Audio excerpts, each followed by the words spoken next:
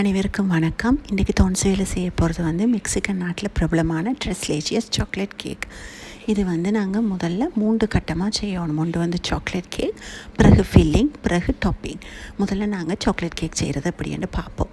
அதுக்கு முதல்ல ஒரு பவுல் எடுத்து 2 முட்டை போட்டு அதோட 200 கிராம் சீனி போடணும். எப்போவுமே நான் சாக்லேட் கேக் செய்யக்குள்ள ப்ரௌன் சுகர் தான் யூஸ் பண்ணுறேன் நான். பட் உங்கள்கிட்ட ஒயிட் சுகர் இருந்தால் நீங்கள் அதுவும் யூஸ் பண்ணலாம், ப்ராப்ளம் இல்லை. அது எல்லாத்தையும் நல்லா பீட் பண்ணி இந்த மாதிரி ஃப்ளஃபியாக வந்தோன்னே, வெள்ளை கலர் மாதிரி ஒரு ஆஃப் ஒயிட் கலருக்கு வரும். அந்த ஃப்ளஃபியாக வந்தோன்னே அதில் ட்ரை இன்க்ரீடியன்ஸை கொஞ்சம் கொஞ்சமாக சேர்ப்போம். அதுக்கு முதல்ல நான் 1 கப் பால் விட்டேன். நான் இந்த பால் நீங்கள் ஃப்ரிட்ஜில் இருந்து எடுத்து நார்மல் பாலை விடலாம், காய்ச்சணுமெண்டெல்லாம் இல்லை. அதோட 1/2 கப் எண்ணெய் விட்டேன். நான் எண்ணெய் எப்போவுமே பாருங்கள், அந்த ஸ்மெல்லோ ஃப்ளேவரோ இல்லாத எண்ணெயாக இருக்கணும். இல்லாட்டி அது அந்த கேக்குன்னு சுவையை மாற்றிடும்.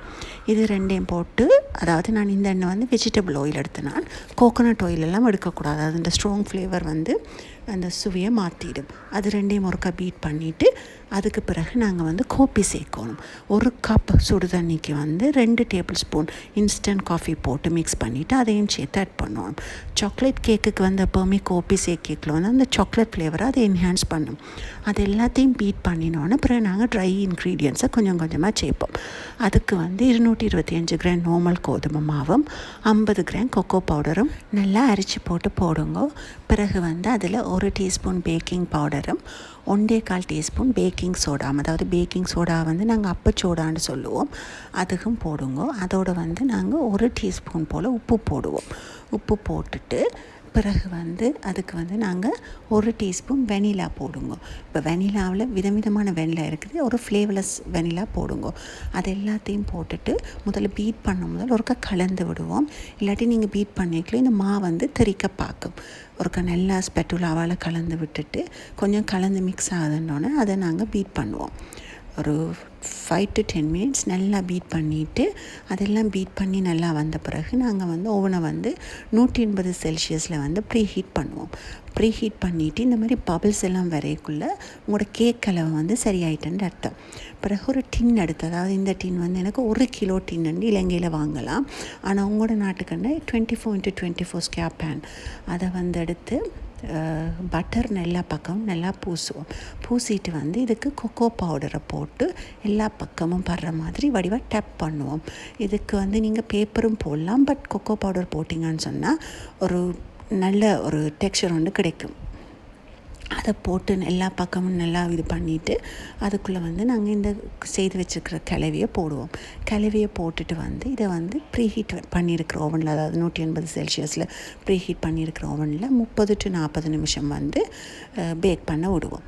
அது பேக் பண்ணி கொண்டு இருக்கக்குள்ளே நாங்கள் இப்போ ஃபில்லிங் செய்வோம். அந்த ஃபில்லிங்க்கு 1 கப் கண்டென்ஸ் மில்க், அதாவது ஸ்ரீலங்காவில் நாங்கள் அதை டின் மில்க்குன்னு சொல்லுவோம். அதோடு சேர்த்து 3/4 கப், அதாவது 3/4 கப் க்ரீம் விடணும். க்ரீமும் விட்டுட்டு 3/4 கப் எவாப்ரேட்டட் மில்க் விடணும். எவாப்ரேட்டட் மில்க்ன்றது சுண்டை காய்ச்சின பால். அது டின்னிலையும் வாங்கலாம், அப்படி இல்லாட்டிகள் நீங்களே பாலை சுண்டை காய்ச்சி எடுக்கலாம். பட் நான் இது டின்னில் வாங்கினது. அதோட 3 டேபிள் ஸ்பூன் மேசக்கரண்டி கொக்கோ பவுடரும் போட்டு நல்லா கலந்து விடுங்க. எப்போவுமே கொக்கோ பவுடரோ மாக்கலவியல் போடைக்கில் எப்போவுமே அரிச்சிட்டு போடுங்க. கேக் பேக் பண்ணி வந்ததும் அது துப்பிக்கால் கொஞ்சம் மாறி வரைக்குள்ளே குத்தி விடணும். இப்படி ஹோல்ஸ் வர்ற மாதிரி குத்தி விட்டுட்டு அதுக்குள்ளே நாங்கள் இந்த வச்சுருக்கிற கலவையை மிக்ஸ் பண்ண ஃபில்லிங்கை கொஞ்சமாக ஆறி இருக்கணும், பட் ஃபுல்லாக ஆறி இருக்கக்கூடாது. அதில் ஊற்றி ஊற விடுவோம். அது ஊற விட்டு ஒரு 1/2 அன் ஹவர் கேக்குள்ளே நாங்கள் இனி டாப்பிங் செய்வோம். டாப்பிங்க்கு விப்பிங் க்ரீம் எடுப்போம்.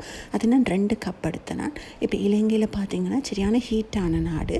அதில் விப்பிங் க்ரீம் கெதியண்டு க்ரீம் ஆகாது, இந்த லிக்யூடாக இருக்கிறது க்ரீம் ஆகாது. அதுக்கு நான் பவுலையும் சரி அந்த பீட்டர்ன்ற அந்த 2 விஸ்கையும் சரி ஃப்ரீசரில் வச்சுட்டு எடுத்து அதுக்குள்ளே தான் விப்பிங் க்ரீமையும் உடனே ஃப்ரிட்ஜால் எடுத்து போடுறேன். நான் விப்பிங் க்ரீமை அடித்து கொண்டு வரைக்குள்ளே அதுக்குள்ளே 100 கிராம் போல் சீனி போடணும்.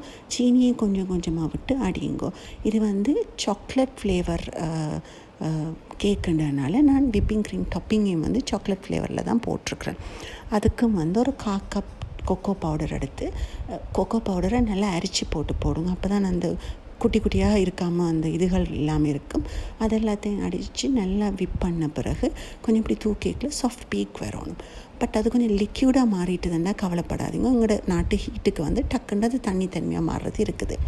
அதை வந்து நாங்கள் செய்து வச்ச கேக்குக்கு மேலே போட்டு நல்லா பூசி விடுங்க எல்லா பக்கம். இப்போ பார்த்தீங்கன்னா எனக்கு கொஞ்சம் லிக்யூடாக மாறிட்டுது, கவலைப்படாதீங்க. இதை எப்படி நாங்கள் ஒரு 4 hours ஃப்ரிட்ஜில் வச்சுட்டு தான் எடுக்கணும். நல்லா பூசிட்டு ஒரு 4 to 5 hours ஃப்ரிட்ஜில் வைங்க. அப்போ தான் இந்த ஃபில்லிங் எல்லாம் கேக்கில் ஊறி நல்லா மொய்ஸ்டாக கேக் இருக்கும். இது 4 மணி நேரத்தால் ஃப்ரிட்ஜில் எடுத்தீங்கன்னு சொன்னால் உங்களோட கேக் ரெடி ஆகிடும். இது வந்து வெளியில் வைக்க முடியாது இந்த கேக்கு. இதுக்கு நாங்கள் வந்து பால் கலவையெல்லாம் பாவிக்கிறனால 3-4 நாளில் சாப்பிட்டு முடிச்சிடணும். இந்த கேக்கை நீங்கள் செய்து பார்த்தீங்கன்னா ப்ளீஸ் சொல்லுங்க. அதே மாதிரி இந்த வீடியோ பிடிச்சிச்சுன்னா ப்ளீஸ் லைக் பண்ணி சப்ஸ்கிரைப் பண்ணுங்க. இந்த வீடியோவை பார்த்ததுக்கு ரொம்ப நன்றி. தேங்க்யூ.